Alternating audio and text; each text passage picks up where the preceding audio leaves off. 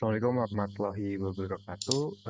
Di sini kami izin mempresentasikan terkait hasil dari eh, perencanaan proyek kami, yaitu tentang pendampingi fokus belajar atau teknik Pomodoro gitu yang berbasis computer vision dengan nama aplikasinya adalah Temani. Dan yang mana aplikasi ini bisa membantu siswa SMP belajar menjadi fokus dan orang tua ini bisa mendampingi tanpa drama dengan menggunakan deteksi HP dan kehadiran yang diproses 100% di perangkat. Nah, sebelum kita masuk ke pemaparan utamanya, sini izinkan kami memperkenalkan diri, yaitu kami dari tim kelompok 9, yaitu tim Lentera. Dari saya sendiri sebagai ketua kelompok, saya adalah Aryo Gumawardana dengan NIM 2304 0101 0057. Di sini saya ditemani oleh teman-teman saya, yaitu Mas Abizar, silahkan. Dengan saya Bizar Al-Ghifari dengan NIM 2204 0101 0013 beserta Mas Faisal. Silakan. Saya Yakob Faisal dengan NIM 2304010101210. Kemudian teman saya, silahkan. Saya Zilsa Ramadan Biantoro Putra dengan NIM 2304010111003. Oke, selanjutnya di sini kami akan bahas tentang permasalahannya, yang mana di sini sebenarnya anak-anak itu punya niat belajar ada, namun fokusnya itu sering hilang. Nah, pada penelitian sebelumnya itu Indonesia tercatat sebagai negara dengan rata-rata screen time tertinggi yaitu sekitar 6 jam per hari, yang mana ini berkaitan dengan turunnya prestasi, yang mana pada meta-analisis lintas studi menemukan hubungan negatif antara pengguna HP bermasalah dan capaian akademik ini paling kuat pada usia sekolah menengah. Kemudian distraksi ini mahal secara kognitif karena riset sebelumnya itu memperkirakan butuh sekitar 23 menit untuk kembali fokus setelah teralihkan. Nah, kemudian di sini aplikasinya juga mendampingi manual pemicu konflik, yang mana permasalahannya adalah pengawasan yang kaku menyita waktu orang tua dan bisa membuat anak merasa tidak percaya. Nah, selanjutnya ini juga tak ada data fokus yang objektif. Tanpa rekam jejak, orang tua itu sulit tahu kapan anak benar-benar fokus. Yang mana di sini pendampingan itu menjadi menebak-nebak. Nah, berikutnya ada solusi dan fitur utamanya. Solusinya di sini sebagai pendamping fokus, bukan sebagai pengawas. Yang mana aplikasi teman ini memandu sesi belajar Pomodoro yang mengenali distraksi lewat kamera di perangkat, lalu mengajak anak kembali fokus dengan dorongan yang lembut.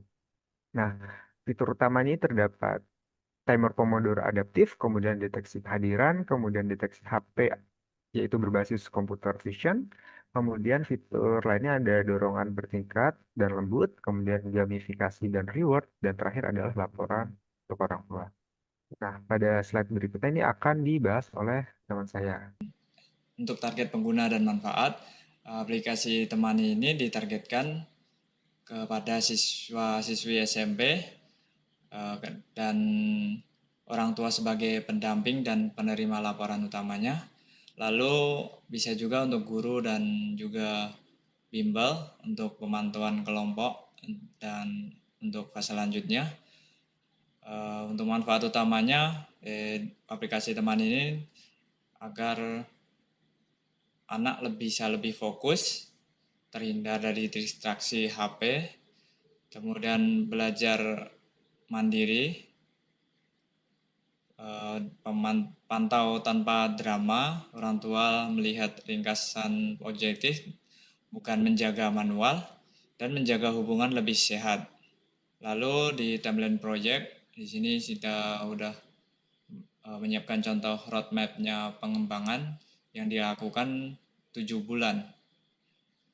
Berawal dari penyiapan produk, riset data, desain, hingga evaluasi dan peluncuran. Lanjut. Kemudian di bagian scope dan deliverables, ada batasan project dan hasil yang diserahkannya. Ya, di in scope-nya aplikasi belajar anak ini berbasis Android atau tablet. Kemudian ada model CV deteksi HP dan kehadiran on device. Kemudian ada timer Pomodoro ditambah gamifikasinya. Lalu ada dashboard dan laporan untuk orang tua. Ada juga alur persetujuan dan pengaturan privasi. Untuk out of scope-nya, aplikasi ini di iOS native dan deteksi emosi ekspresi wajah. Kemudian tidak ada inteligensi LMS atau rapor sekolah. Ada mode kelas dan multi anak guru, AI tutor dan pembahasan soal, rekaman atau penyimpanan video.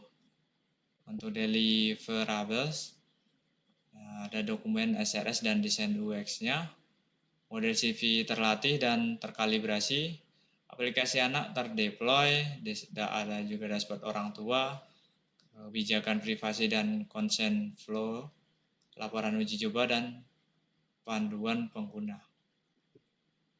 Untuk selanjutnya akan dipresentasikan teman saya, silakan.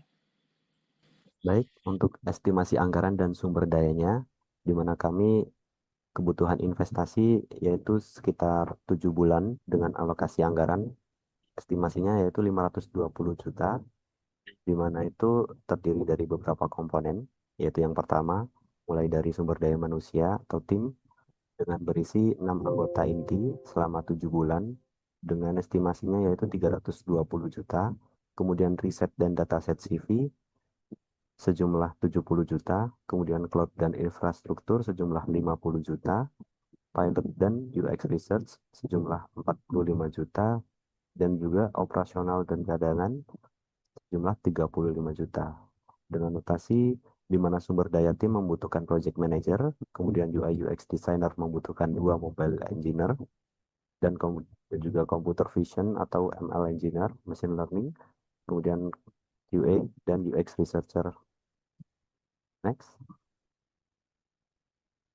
Untuk resiko proyek dan juga mitigasi, ada beberapa resiko, yaitu yang pertama privasi dan keamanan data anak, di mana mitigasinya yaitu pemrosesan 100% di dalam perangkat tanpa simpan ataupun unggah video, dan juga persetujuan jelas dan patuh terhadap Undang-Undang PDP atau Perlindungan Data Pribadi, kemudian akurasi deteksi HP dan juga kehadiran, dengan mitigasi dataset yang beragam, kalibrasi, ambang kepercayaan, dan opsi koreksi yang manual.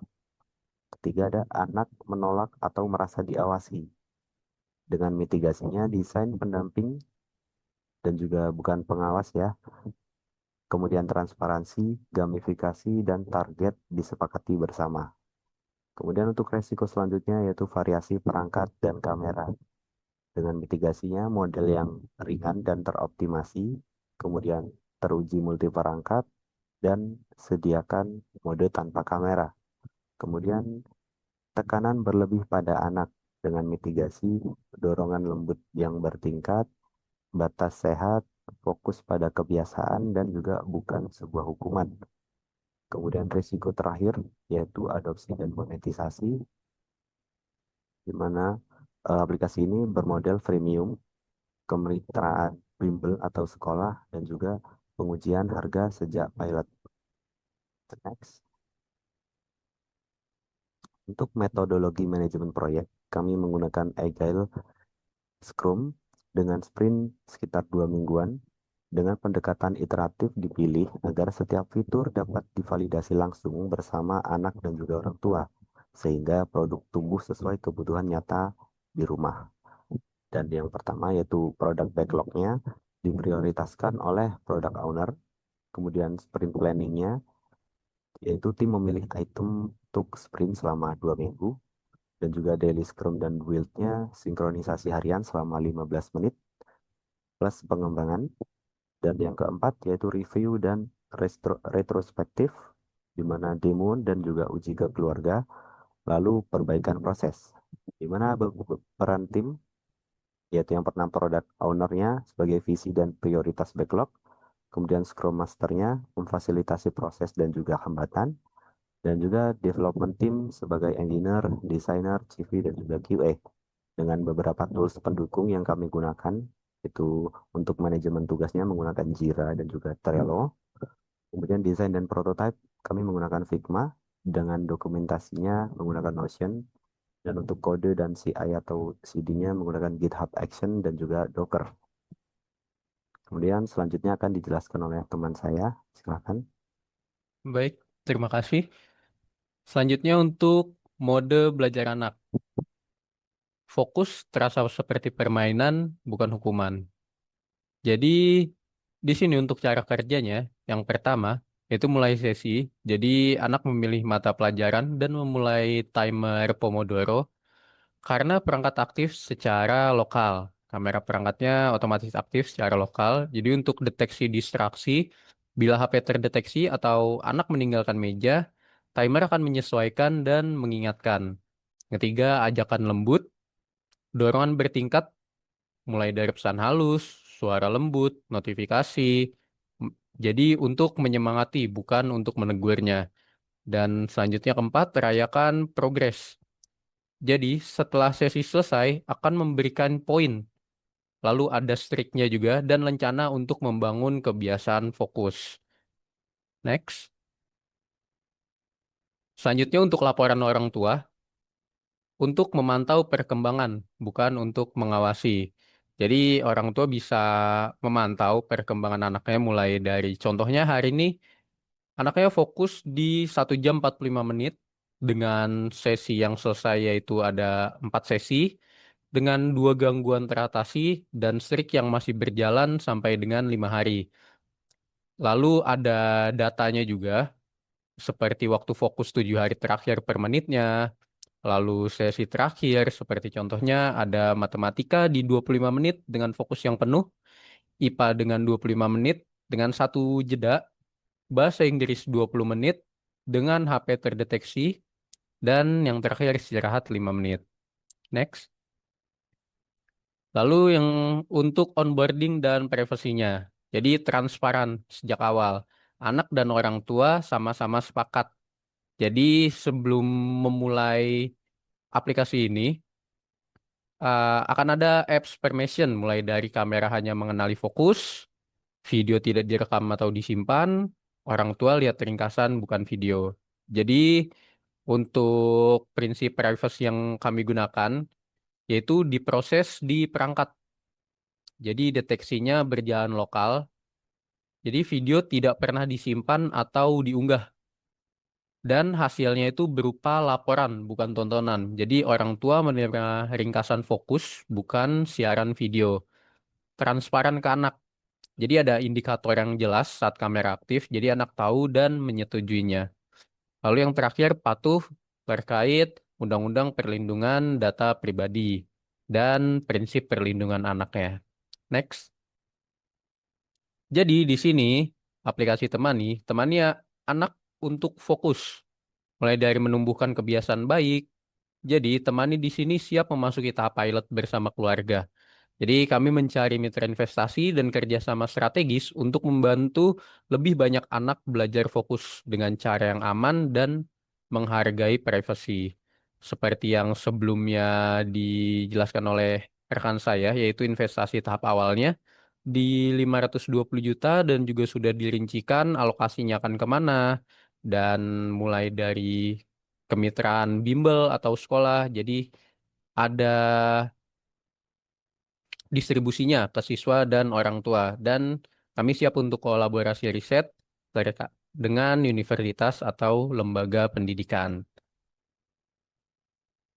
Baik, terima kasih atas waktu dan perhatiannya. Sekian presentasi dari kelompok kami. Sampai jumpa di pertemuan selanjutnya.